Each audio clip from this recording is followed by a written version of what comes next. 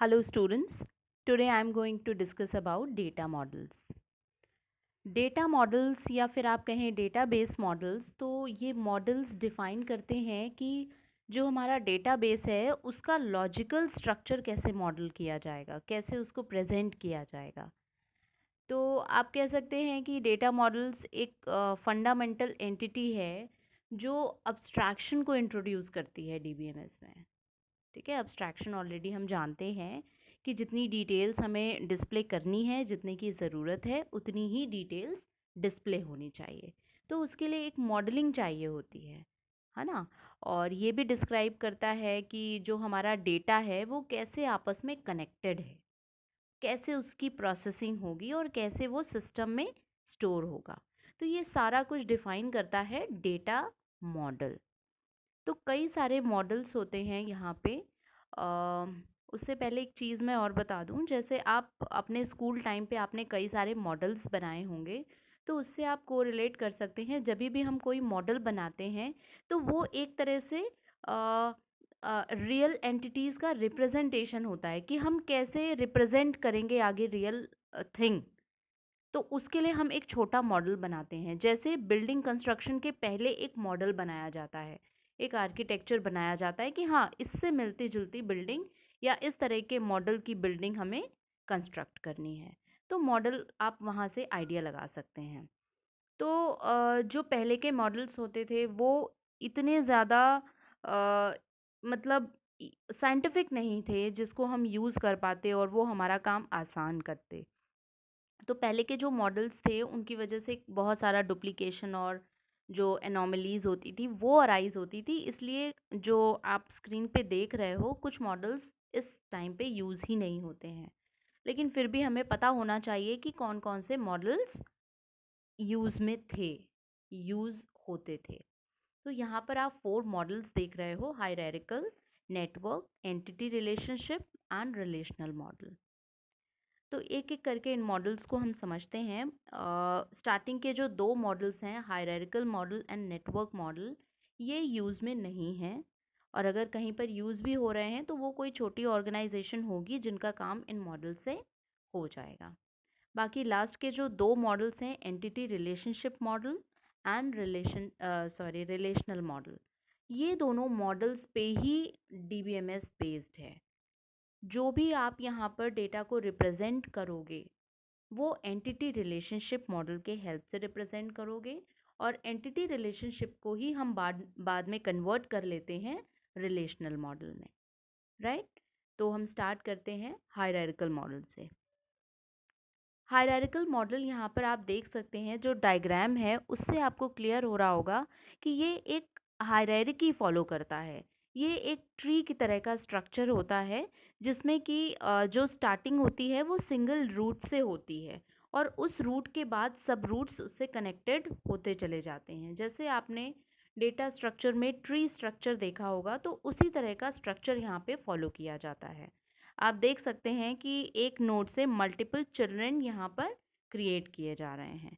तो इस तरह की हायरार्की हम फॉलो करते हैं। आप यहाँ पर एग्जांपल ले सकते हैं, जैसे कोई बुक होती है तो बुक में आप स्टार्टिंग में इंडेक्स देखते हैं। इंडेक्स एक तरह से रूट नोड हो गया, और इंडेक्स के अकॉर्डिंग जो आगे पेजेस हैं या उनका जो डिस्क्रिप्शन है वो चाइल्ड नोड हो गए। ठीक है, तो आप वहाँ से कोरिलेट कर सकते हैं। इसके बाद जो मॉडल आता है दैट इज नेटवर्क मॉडल। अभी आपने जो हायरार्किकल मॉडल देखा है उसको ही अगर हम अपडेट कर दें, ठीक है, उसको अगर हम इस तरह से देखें कि अब सिंगल पेरेंट नहीं होगा, अब मल्टीपल पेरेंट्स हो सकते हैं किसी नोड के, तो आप इजीली समझ पाओगे। ठीक है, जैसे अगर अभी हम देखें हायरार्किकल मॉडल में यहाँ पर सिंगल पेरेंट होता था। ठीक है, यहाँ पर आप देख रहे हैं जैसे कोर्स, टीचर, स्टूडेंट्स जो नोड्स हैं उनका सिर्फ और सिर्फ एक पेरेंट है, डिपार्टमेंट। लेकिन अगर हम नेटवर्क मॉडल की बात करें तो यहाँ पर मल्टीपल पेरेंट्स हो सकते हैं। जैसे C2 एक नोड है और उनके जो पेरेंट्स हैं that is B1 and B2। तो नेटवर्क मॉडल में एक तरह से आपने अगर इनहेरिटेंस पढ़ा है तो इनहेरिटेंस में जिस तरह से मल्टीपल इनहेरिटेंस होता था उस तरह से यहाँ पे हम नेटवर्क मॉडल डिफाइन करते हैं।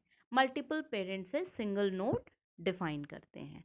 तो नेटवर्क मॉडल यूज़ होता है ये भी इतना यूज़ में नहीं है, लेकिन हमें पता होना चाहिए कि नेटवर्क मॉडल में होता क्या है। नेक्स्ट हम देखते हैं, जो नेक्स्ट मॉडल है that is entity relationship model. अब यहाँ पर जो फर्स्ट वर्ड है एंटिटी, इस वर्ड के चारों ओर ही सारी चीज़ें एक तरह से लाई करती हैं। जैसे एंटिटी क्या होता है, एंटिटी हम जानते हैं रियल वर्ल्ड थिंग्स को हम बोलते हैं जो रियली एग्जिस्ट करते हैं। जैसे स्क्रीन पे आप देख रहे हैं स्टूडेंट मेंशन्ड है, स्टूडेंट जो रेक्टेंगुलर बॉक्स में मेंशन्ड है इसको हम एंटिटी कहेंगे। क्यों? क्योंकि स्टूडेंट एग्जिस्ट करता है, ठीक है, that is why it is known as entity. जितनी भी रियल वर्ल्ड थिंग्स होंगी उनको हम एंटिटी बोलेंगे, चाहे वो स्टूडेंट हो, कस्टमर हो, शॉपकीपर हो, इस तरह की चीज़ों को एंटिटी बोलते हैं। तो यहाँ पर जो मॉडल है ये एक तरह से जो ऑब्जेक्ट्स होते हैं और जो एंटिटीज़ होती हैं उनके कैरेक्टरिस्टिक्स को और उनकी आपस में रिलेशनशिप को डिफाइन करता है। तो एंटिटी रिलेशनशिप मॉडल एक तरह से रियल वर्ल्ड मॉडल्स को रिप्रेजेंट करता है। तो यहाँ पर अभी तो आपको ये सिर्फ और सिर्फ मैं ओवरव्यू दे रही हूँ कि इस तरह का मॉडल होता है। इसको आगे हम एक एक करके पढ़ेंगे कि किस तरह से एंटिटी रिलेशनशिप मॉडल हम ड्रॉ करते हैं, कैसे उसमें एंटिटीज़ मेंशन करते हैं, क्या क्या उसमें एट्रीब्यूट्स होते हैं, और किस तरह से इसको हम कन्वर्ट करते हैं इनटू रिलेशनल मॉडल। ठीक है, तो अभी आप डायग्राम से थोड़ा सा आइडिया लगा पा रहे होंगे कि ये स्टूडेंट यहाँ पर डिफाइंड है, ये एंटिटी है, और जो 4 ओवल्स आप देख रहे हैं ये एट्रीब्यूट्स हैं।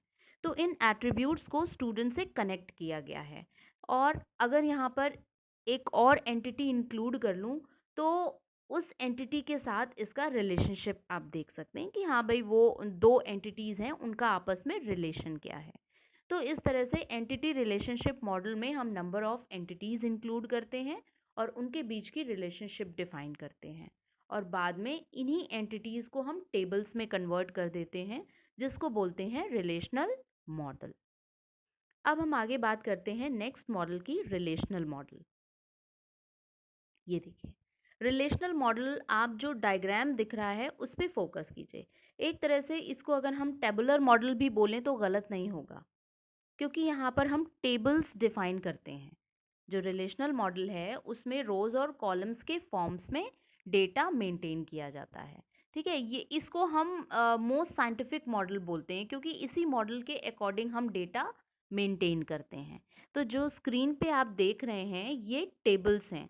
जैसे आप फर्स्ट 2 टेबल्स देख पा रहे होंगे, फर्स्ट 2 टेबल्स जिसमें एक में स्टूडेंट आईडी है, नेम है, एज है, और सेकेंड टेबल देख पा रहे हैं student ID, name and teacher. तो ये दोनों टेबल्स को कनेक्ट करके सबसे पहले तो इन दोनों टेबल्स को बनाया गया है, डिफाइन किया गया है। चाहे आप ऊपर वाली फील्ड्स देखें, स्टूडेंट आईडी, नेम, एज, ये जो वर्ड्स लिखे गए हैं, नेम, NAME, ये फील्ड्स होते हैं जो हमें टेबल डिज़ाइन करते वक्त उसको मेंशन करना होता है। उसके बाद हम डेटा स्टोर करते हैं। तो ये डेटा मेंटेन किया है हमने दोनों टेबल्स में, और इन्हीं दोनों टेबल्स में जो थर्ड टेबल आप देख रहे हो एरो मार्क करके, जो लास्ट में टेबल है वो समराइज की है। ठीक है, दोनों टेबल से डेटा मेंटेन किया है। आप देख सकते हैं स्टूडेंट आईडी हमने दोनों टेबल से कलेक्ट की है और मार्क्स अलग से डिफाइन किए हैं। तो ये एक तरह से रिलेशनल मॉडल होता है। और जब भी आप कोई एंटिटी रिलेशनशिप मॉडल ड्रॉ करेंगे, उसका डायग्राम बनाएंगे, उसके बाद आप उसी डायग्राम को देखते हुए उसको टेबल में कन्वर्ट कर देंगे। तो टेबल का एक तरह से आपको स्ट्रक्चर मिल जाएगा, और उसी स्ट्रक्चर में हम डेटा स्टोर करते हैं और उसको हम बोलते हैं रिलेशनल मॉडल।